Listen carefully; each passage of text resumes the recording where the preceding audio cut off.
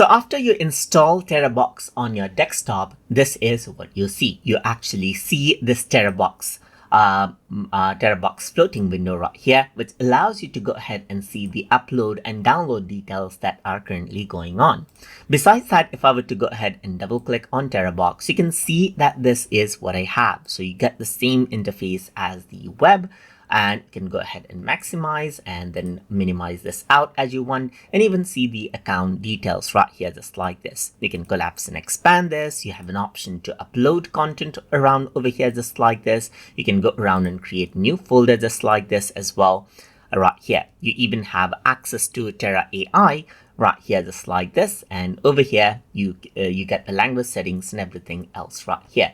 Besides that, if you were to go around onto your taskbar right here, so now you can see the Terabox right here just like this. So if I were to go ahead and click, then this actually opens up as well. So if I were to go around over here and then click on Terabox, you can see that it opens that out.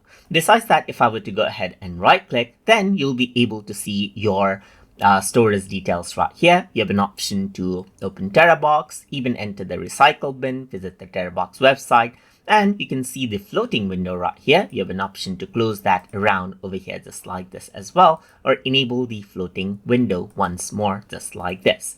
You also have an option to set out the account if you want to, and even go ahead and access the settings right here so that you can go ahead and change around the settings of Terabox desktop app as you need. And that is basically the desktop interface of Terabox. So I hope you guys learned something as always.